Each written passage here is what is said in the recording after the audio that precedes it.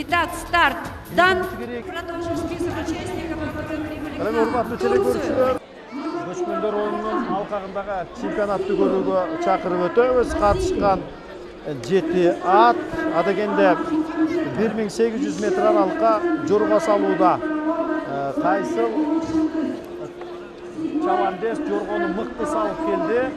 Мына ушуга көбүрөөк көңүл бурулаттагы, андан кийин ортодон тыныгуудан кийин биринчи келген аттын үстүндөгү биринчи келген жоргону минген Чавандес эң акыркы келген жоргого отуруп жоргонун үстүндө өзү кандай мыкты алып жүрөт. Мына ушул эки сапат кошулуп капталдагы калыстар тарабынан бааланып эң жогорку упай алганы жеңишке жетет. Эмесе келиңиздер, катышып аткандар бул биринчи катар санында казакстандык Евгений Чибисов, спорттун чебери, эки жолку Казакстан президенттик кубогунун жеңүүчүсү, ошондой эле Евразияда дагы мыкты болгон жайы бар. Экинчи түркиялык Усман Ялмаз, түркиялыктардын жорго салуу боюнча чемпион. Үчүнчү кыргызстандык Атакан Маматкулов, Ысык Көл областынан, өлкөбүздүн атынан. Ал эми төртүнчү бул Россия өлкөсүнүкү Саратовцев Василий. Бешинчи катар санында кыргызстандык Чүй областынан чыккан Алмаз Мухаммедов. Алтынчы катар санында дагы бир кыргызстандык Нарын областынан келген Туратбек уулу Чыңдөз. Кыргызстандын көп жолку жеңүүчүсү жана 7-чи Бакыт Үсөбаев. Жорголорду бул катышуучулар чүчү кулак менен тандап алышкан. Ошондуктан бул жерде ар ким өзүнүн жоргосуна эмес, кайсыл жорго бактысына туш келсе, ошол аргымакты токуп алып жарышка чыгат. Эми жорго салуу ыкмасы бул эми капталдагы калыстардын тыңыр көзөмөлүндө болуп турат. Азыркы келе жаткан Чавандес бул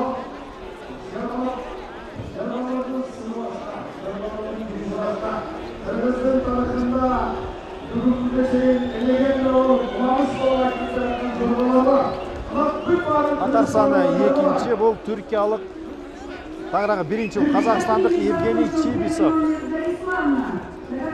Евгений Чибисов казакстандык биринчи болуп силердин астыңыздардан өттү.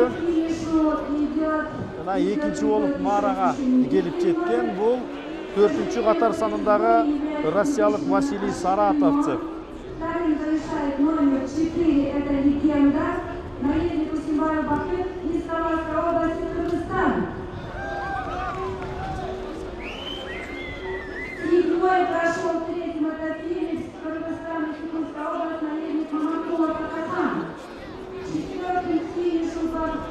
Тагыраагы экинчи болуп Легенда аттуу аргымак келиптир. Ал эми биринчи болуп келген бул Гориславна аттуу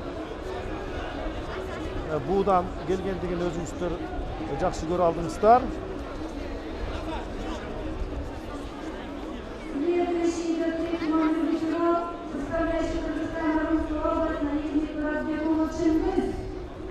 Бул жерде урматтуу телекөрүүчүлөр, албетте биринчи келгенден эмес, кимиси жоргону мыкты салды жана экинчи жарыш бул ээрдин үстүндө жорго салууда Чавандес кандай мыкты отурса, ошонусу дагы бааланып, анан жалпы жондон упай кошулуп жеңүүчүлөр анык болот.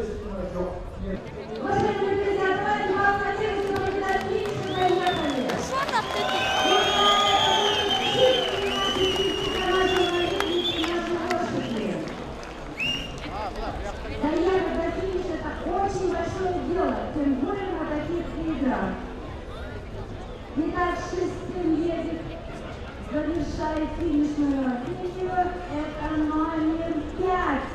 А команда, представляющая наездник Саратовцев Василий, Россию.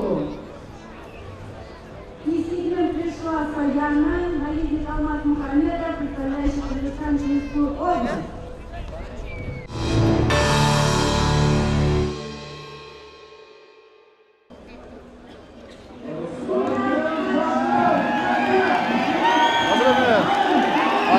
Дагыстаны келе жаткан той тамашанын көркүн чыгарчу Үз Кулмай оюнуна күбө болуудабыз.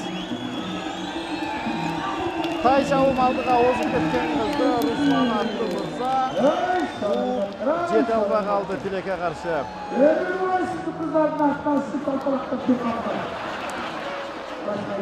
Это индивидуация, сказала, что он сегодня мало каши. Дядя молодая, кровь горячая, убегает подальше от Египта, ему 27, а есть 18, конечно, будет убегать от него.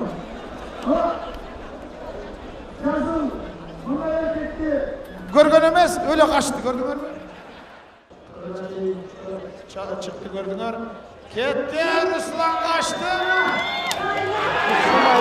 Ekинчи көрүнүшү менен жигитти алыс качырбай туттактап камчы менен салып калуу. Жанарат эле көзүн үстүнө учкан акбудай шукушу булган Жазыл айым эми Руслан мырзага жетпей кала берди. Бул эми бүткүл дүйнөлүк көчмөндөр оюнунун тамашасынын көркүнө чыгарган көрүнүштөрдүн бири. Aksu rayonundan gelgen Sayınbekova Жазыл 17 yaşta. Keremet, Kırgız giyiminden, başındaki üstünden, keremetten, şunçalık sulu, şunçalık keremet, koz görüp durgan baykatasınlar. Men Ruslan menen Жазылга çoğun raşılık bildirem, karagılaçı. Жазылдын минген атынын ыргыштап турганын карагылачы. Шунчалык ойдолоп турганын карагылачы. Булатта ушу үстүндө ушундай сулуу кыз турганда ушундай сүйүнүп, шундай ыргыштап ойногусу келип атат. Жазыл ойногусу келип атат. Видели? Руслан поменялся с девушкой лошадью. Для того, чтобы она его не нагнала. Руслан, стыдно должно быть.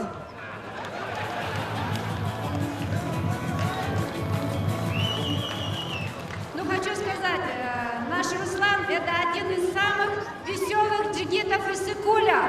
Он представляет самого артистичного конника и наездника.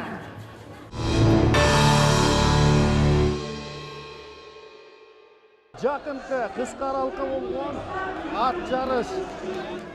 Бул жердеме 6 мыктап даярдалып келген атайын эл аралык белдештерге катышып жүргөн аргымактар кое берилди. 2400 метр аралык. Азыр биринчи карандатпай келе жаткан аргымактын катар саны анчейин көрүнгөн жок. 5-чи бул 2-чи катар сандагы Радион. Хелинг Эйр Бискит аттуу 2009-жылы 5 жаштагы бул аргымак. Ошондой эле Айландер One 1-чи, 3-чү Sweet Sport, 4-чү Славный, 5-чи Proudkiss, 6-чы Dot аттуу аргымактар. Булар эми кыска аралыкка чабуулчу аргымактар утмуштуудай баш айланткан ылдамдык менен жал куйругу желбиреп, эликтей койлу сайылып башын жерге салып алган аргымактарды өзүңүздөр көрүүдөсүздөр. Азыр эми Маранын жанынан кимиси канчанчы болуп келгендигини баарыбызды кызыктырбай койбойт. Жаңылбасам 3-чү катар санындагы Sweet Sport баштагы 2-чи келе жаткан Радионду алыс узатпай баса калып, учурда эми үстүндөгү чабан десе акырын гана сүйөп тартып келе жаткан тизгинди болушунча кое берди көрүнөт. Чолпон Ата шаарындагы ат майданында кыска аралыкка болгон ат чабыш барган сайын аягына чыгып келүүдө. Бул жерде башкы байге 100 000 сом экенин дагы белгилеп кетебиз. Ошондо эми ат келе жаткан маалда көрүүчүлөрдүн бардыгы тең тикесинен тик туруп, сүйүп алып жаткан маалы. Акыркы аралыктар Марага чейин чагында 100 метр аралык гана калып отурат. Ал эми жарышка түшкөн буудандардын ылдамдыгы аз гана бастабаса, жана биринчи болуп келген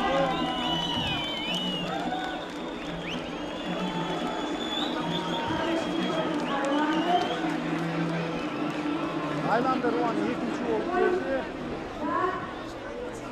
Урматтуу телекөрүүчүлөр, биринчи орунду 5-чи катар саналган Казакстандан келген Прауткис аттуу аргымак жеңип алды.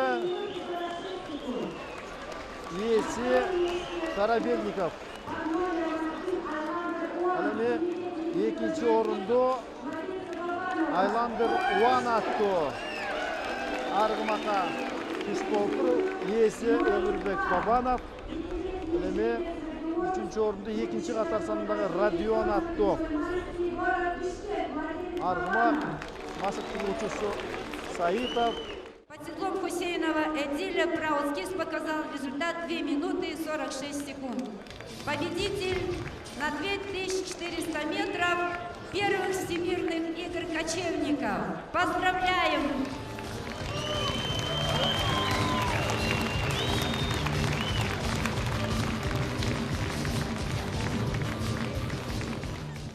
Манас Ахматбаев, почетный президент Федерации Аргымак. Прауткис, выигравший первые всемирные игры кочевников. 2400 метров пройдены за 2 минуты 46 секунд. 50 000 сомов, первый приз и кубок Карабельникову Петру и Хусейнову Эдилю. Еще раз поздравляем, ваши бурные аплодисменты. И всем победителям обязательно в подарок дается журнал «Саяткер», который издается в Кыргызии от Ассоциации коневодов Кыргызстана. Второй приз Айландер Уан, 7-летний гнедой жеребец, выигравший второе призовое место и 30 000 сомов. Владелец Бабанов, тренер Саитов Ахматбек представляют город Бишкек. Третий приз владельцу 5-летнего жеребца Радион Бабанову, тренеру Саитову и Сулайманову Эльдияру. Приз 20 000 сомов.